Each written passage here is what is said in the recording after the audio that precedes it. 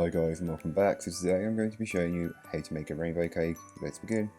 To get started on the recipe, you'll want to grab yourself a large mixing bowl, and into your mixing bowl place your butter and your granulated sugar, then beat the two together until they are lighter and fluffier in colour and consistency. This normally takes between 7 and 10 minutes as it's quite a lot of butter and sugar to incorporate together, but once you've reached about the 7 to 10 minute mark it should be lighter and fluffier and be the perfect consistency that you're looking for.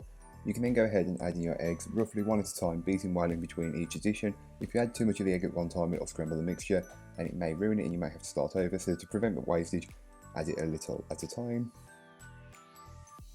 You can then go ahead and give the bowl a good scraping down just to incorporate any bits that may not have been fully worked in from earlier on. This normally occurs at the very bottom of the bowl and around the sides, so just incorporate as much of it as you possibly can.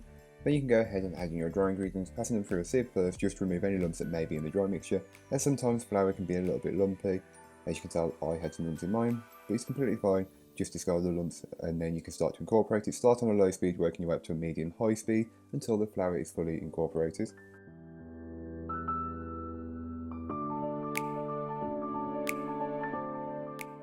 You can then go ahead and give the bowl another good scraping down, and this time it's just to incorporate any bits of dry ingredients that may not have been fully worked in from earlier on. So now that your cake batter is made, take 6 bowls and place in equal amounts of milk and then the food colour in a mix. Then place in your batter, which has been divided equally by 6, into the bowls with the milk and colour, and just mix it all in until it's fully incorporated. You should have one solid colour, no marbling. Repeat this for all of your colours, so you want a purple, blue, green, orange, yellow and red. Just mix and mix until everything is fully incorporated. Then you can place them into your cake tins and bake them off. All of the baking times and temperatures that you will need and want to know will be in the blog post, which will be linked down below.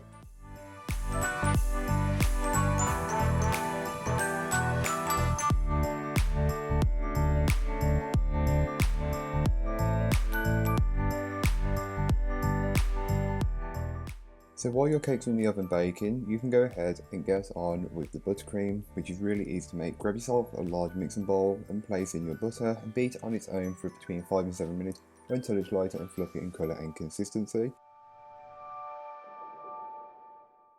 You can then go ahead and start adding your icing sugar, a few spoonfuls at a time. Being careful not to add too much, otherwise you'll get this smoke cloud of icing sugar which coats everything in the proximity of the mixer. Believe me, been there, done that. Don't add too much and don't mix it on too high speed once the icing sugar is in there. Once you've got all of the icing sugar added and incorporated, you can go ahead and add in the vanilla and then just keep mixing it until it's fully incorporated and the mixture has gone lighter in colour. Then you can go ahead and start to assemble the cake. So grab yourself a plate, stand or board, place a small amount of buttercream on and smear that on the bottom. Place your first layer of cake, which is the purple for me, but you can assemble it however you like. Place the first layer of cake and place a good amount of buttercream on top, spreading it out until you've got an even layer. Then you can go ahead and place on top the next layer, which is the blue, and just keep repeating the process until you have no layers of cake remaining.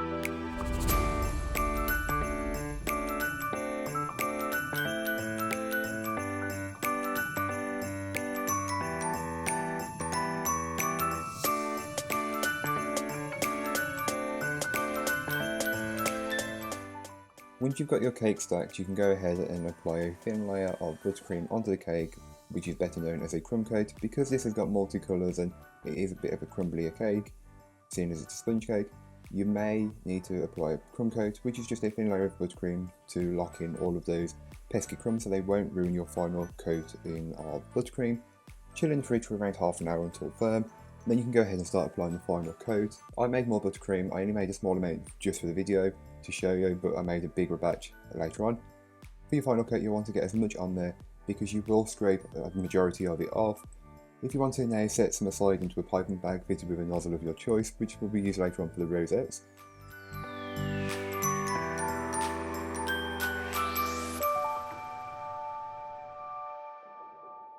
You can then go ahead and smooth the cake out as best as you can. It may take a couple of times to get all of that excess buttercream off, as you don't need all of what you put on, which is completely normal. And to be honest, I could have done with a taller scraper, so this cake is quite tall, so you may need to use a tall scraper, but once you're happy with it, you can then scrape away the rough bits from on top where you've been scraping, just move them off into the centre and remove the excess. Then, as an optional finish, I went with some sprinkles around the bottom just to break up the colour, as I am going to apply a drip as well. But here is what I did: I just applied a border of rainbow sprinkles because it's a rainbow cake, so why not? Then for the rainbow, to finish the rainbow cake off, I did a drip, which is just a melted white chocolate spread, as I found that works really well for the drip cakes. But if you haven't got it, a white chocolate ganache will work as well. You can space out the drips as far or as close together as you would like. I went with pretty close but not too close, and try and get some varying heights so it just adds a bit more character to the cake. But again, it's completely up to you.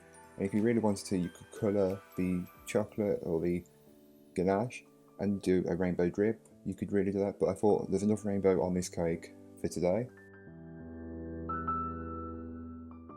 Don't forget to fill the top of the cake in with some of the leftover white chocolate spread or chocolate ganache.